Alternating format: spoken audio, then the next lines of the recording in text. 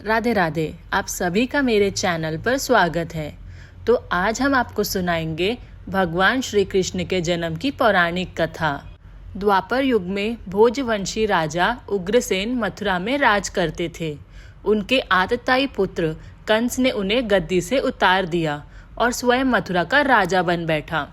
कंस की एक बहन देवकी थी, जिसका विवाह वासुदेव नामक यदुवंशी सरदार से हुआ था। एक समय कंस अपनी बहन देवकी को उसकी ससुराल पहुंचाने जा रहा था। रास्ते में आकाशवाणी हुई, हे कंस, जिस देवकी को तू बड़े प्रेम से ले जा रहा है, उसी में तेरा काल बसता है। इसी के गर्भ से उत्पन्न 8वां बालक तेरा वध करेगा। ये सुनकर कंस वासुदेव को मारने के लिए उघात हुआ। तब देवकी ने उसे विनय पूर्वक कहा, मेरे गर्भ से जो संतान होगी उसे मैं तुम्हारे सामने ला दूंगी। बहनोई को मारने से क्या लाभ है। कंस ने देवकी की बात मान ली और मथुरा वापस चला आया। उसने वासुदेव और देवकी को कारागृह में डाल दिया। वासुदेव देवकी के एक एक करके 7 बच्चे हुए और 7 को जन्म लेते ही कंस ने मार डाला। अब 8वां बच्चा होने वाला था। कारागार में उन पर कड़े पहरे बैठा दिए गए। उसी समय नंद की पत्नी यशोदा को भी बच्चा होने वाला था। उन्होंने वासुदेव देवकी के दुखी जीवन को देख 8वें बच्चे की रक्षा का उपाय रचा।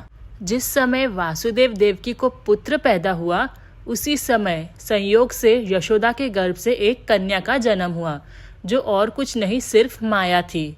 जिस कोठरी में देवकी वासुदेव कैद थे, उसमें अचानक प्रकाश हुआ और उनके सामने शंख चक्र गदा धारण किए चतुर्भुज भगवान प्रकट हुए। दोनों भगवान के चरणों में गिर पड़े।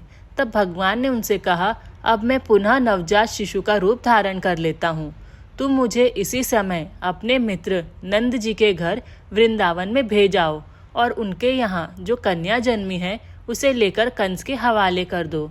इस समय वातावरण अनुकूल नहीं है, फिर भी तुम चिंता ना करो। जागते हुए पहरेदार सो जाएंगे।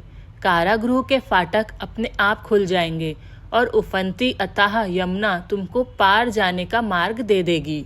उसी समय वासुदेव नवजात शिशु रूप श्री कृष्ण को सूप में रखकर कारागृह से निकल पड़े और अथाह यमुना को पार कर नंद जी के घर पहुँचे। वहाँ उन्होंने नवजात शिशु को यशोदा के साथ सुला दिया और कन्या को लेकर मथुरा आ गए। कारागृह के फाटक पूर्व बंद हो गए। अब कंस को सूचना मिली कि वासुदेव देवकी को बच्चा पैदा हुआ है। उसने बंदी गृह में जाकर देवकी के हाथ से नवजात कन्या को छीनकर पृथ्वी पर पटक देना चाहा, परंतु वह कन्या आकाश में उड़ गई और वहां से कहा, अरे मूर्ख, मुझे मारने से क्या होगा। तुझे मारने वाला तो वृंदावन में जा पहुंचा है। वह जल्द ही तुझे तेरे पापों का दंड देगा। तो ये थी श्री कृष्ण की जन्म की कथा। अगर आपको ये कथा अच्छी लगी हो तो प्लीज़ मेरे चैनल को सब्सक्राइब करें। Thank you. राधे राधे।